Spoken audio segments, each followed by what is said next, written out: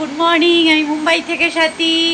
আজকে আমার বরের খুব জ্বর, তাই জন্য ওকে একটুখানি চা করে দিয়েছি। আজকে আমাদের জল আসবে না, তো ওই জন্য ওকে একটু চা করে দিয়েছি। ওর ভাল লাগছে না কিছু খেতেও, শুধু চা খেয়েছে। আর এদিকে আমি স্নান সেরে এই যে আমার চা বানিয়েছি, এবার রান্নাঘরে ধূপও দিয়েছি। এদিকে আমার ঠাকুর পুজো দেওয়াও কমপ্লিট হয়ে গেছে। এই রে অঝোরে বৃষ্টি হচ্ছে, প্রচন্ড ঝোড়ো হাওয়া দিচ্ছে। আমার গুলটি এরকম করে মুখটা করে বসে আছে, ওকে বেরোতে হবে বলেই ঝড়ের মধ্যে। কিরকম বলো, টেরেবেল? হ্যাঁ, ওর জন্যই গুলটুর মুখটা এরকম শুকিয়ে আছে। এমনিতেই শরীরটা বেচারার ভালো নেই, তাই জন্য মুখ শুকিয়ে গেছে। রান্না ফান্না সব কমপ্লিটই আছে, শুধু বের করব, খাবো। শেষ হয়ে গেছিল, পাতা নিয়েছি, আবার ভাতও বের করে ফেলেছি। কালকে রাত্রে করেছিলাম যেহেতু, তাই জন্য ওটা আর ঢুকাইনি। আজকে আবার খাবো, তো ওর জন্য এটা এখানকে ভাত বাইরে রাখলে নষ্ট হয় না, ওই জন্য আমি আর ভেতরে ঢুকাইনি। তো আমার স্নান টান হয়ে গেছে, মোটামুটি কোনো রকমে স্নান করে উঠেছি আজকে, দাঁত ফাত মেজে একবারেই, যেহেতু জানি এখনো কিছুটা জল আছে, মানে জল আছে ধরেছিলাম, তো আজকে চলে যাবে মোটামুটি। কোনো কিছু ধোয়ার কিছু নেই, শুধুমাত্র ওই টয়লেট আর হচ্ছে বাথরুমে যাওয়ার জন্য যেটুকু দরকার সেটুকু জল আছে, আর হাত ধোয়া আর কি টুকটাক কিছু ধোয়া মোছার জন্য জল রেখেছি। গুলটে এখন চলে যাচ্ছে, টাটা। হ্যাঁ, বন্ধ করে দিচ্ছি। এসে গেছে বাড়িতে কিছুক্ষণ আগে। হ্যাঁ, এইটা নিয়ে আবার আমার শাশুড়ি মা বলছে একমাত্র কি তোরই বর আছে, আর কি কাউর আমাদের বর নেই নাকি? ঠাকুরকে ফুল দিচ্ছে, ফুল নিয়ে এসেছে আসার সময়, তো আগের ফুলগুলি নষ্ট হয়ে গেছিল, তো তাই জন্য এখন এই ফুলগুলি এনেছে, এই ফুলগুলি দেবে। হ্যাঁ, ওটা মেলে কতগুলি ফুল এনেছো গুলটু? তিনটে। হ্যাঁ, এবার একটু দিয়ে রাখিয়ে দাও।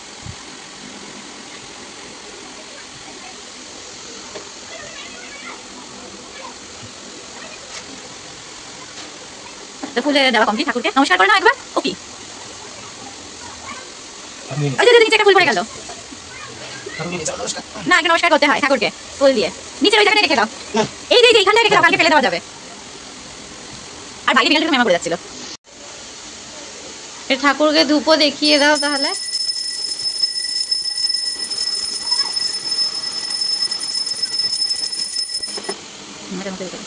কিট থেকে কি এসছে? বিস্কুট এসছে। এটা কি? ও আচ্ছা বলি, ব্লিঙ্কিটে অনেকে বলে দামি জিনিস পাওয়া যায়, 200 টাকার ওপর কিনলে ডেলিভারি ফ্রি। তো আমি সেটা হিসেব করে নিয়েছি, এটা মার্কেট প্রাইস হচ্ছে 50 রুপিস, 60 কেটে 50 রুপিস। দেখা যাচ্ছে না, মার্কেট প্রাইস 50 রুপিস এমআরপি। আচ্ছা আচ্ছা, হ্যাঁ। আমি কিন্তু এটা পেয়েছি মাত্র 40 টাকা, 10 টাকা কম অনলাইনে। নাও এট 50 কম টাকা পেয়েছি। দোকান থেকে কিনলেও না, দোকান থেকে কিনলেও পাওয়া যেত, বাট দোকান থেকে প্রবলেম নাকি, এখানে বম্বেতে যেহেতু প্রচুর মানুষ সয়াবিন খায়, তো ওটা লটে মানে লুজ পাওয়া যায় সয়াবিন বা এই সমস্ত কিছু।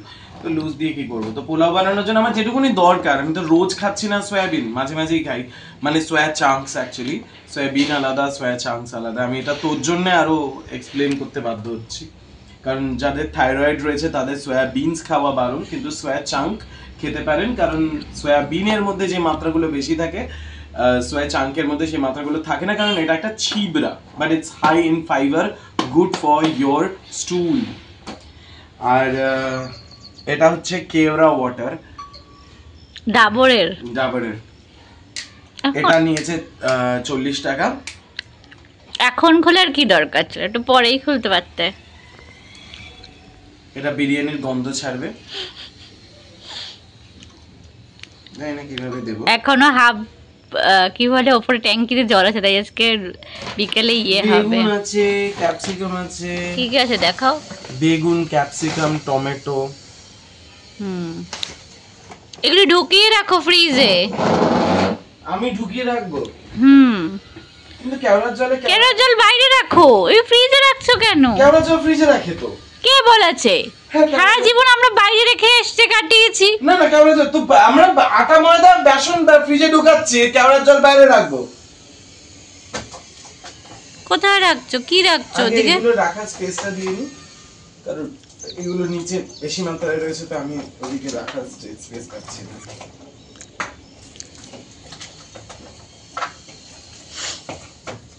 এটা একটা মিনি শপ, যা যা অর্ডার করার দরকার এখান থেকে অর্ডার করতে পারে। কি পড়ে গেল? রসুন। রসুন। আরেকটা কি যেন পড়লো? নর সসেস। থাক না, ওখানে আছে, থাক। ওখানে কি রাখবে তুমি? ওখানে কিছু রাখবো না। কোথায়?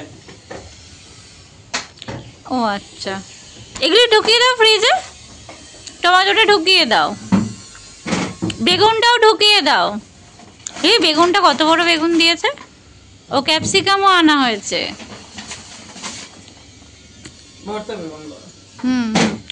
ক্যাপসিকামটা ভেতরে রাখো, কিন্তু উপরে রেখো না।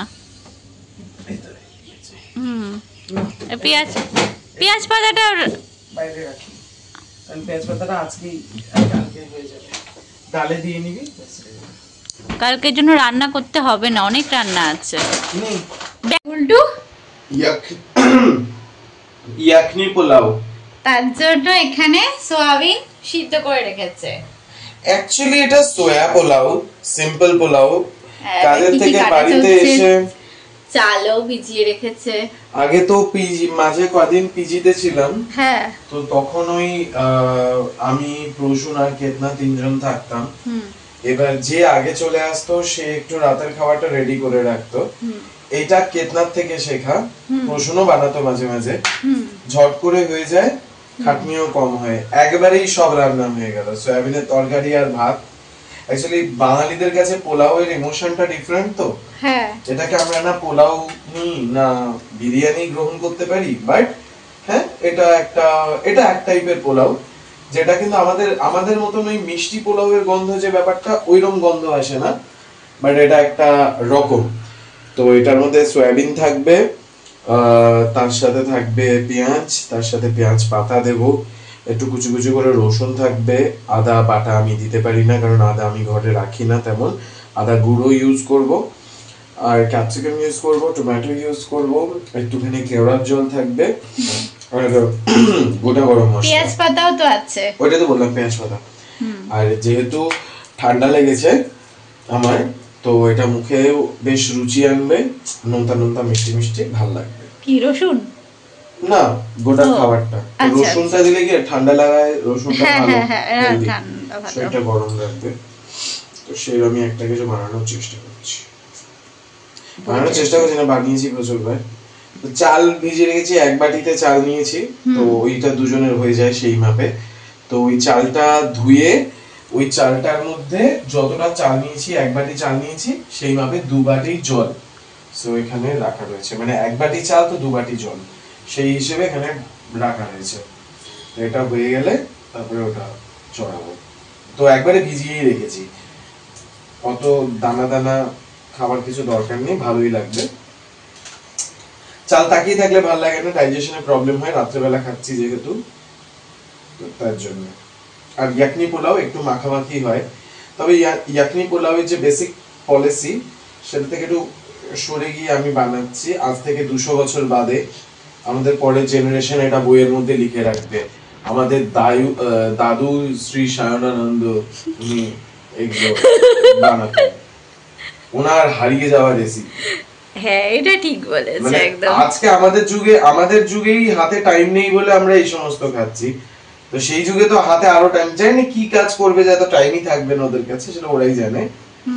ধরে নিলাম যদি টাইম না থাকে, ফাস্ট লাইফ আরো ফাস্ট হবে। হ্যাঁ, কারণ বম্বেতে এসে দেখেছি, আগে ভাবতাম এটা আমাদের লাইফটা খুব ফাস্ট দৌড়াচ্ছে, পরে দেখলাম না, লোকে দৌড়াচ্ছে ট্রেন ধরতে, বিরাট লোকের একখানা বেরিয়ে গেলে পরেরটাই ওঠা যাবে না। সো বুঝে গেছি ফাস্টের কি চব্বটা, আমি এখানে যখন বুঝে গেছি।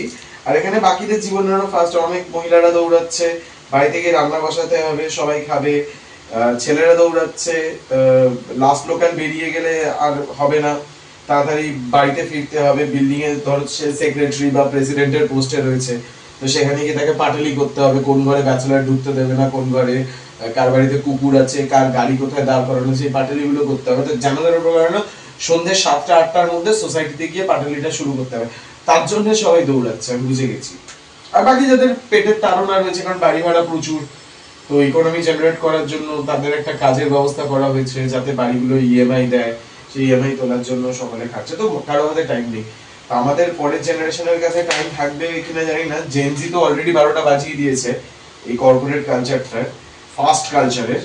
তো দেখা যাক আগামী দিনে ওরা হয়তো আরো উচিত শিক্ষা দেবে এই জেনারেশনটাকে।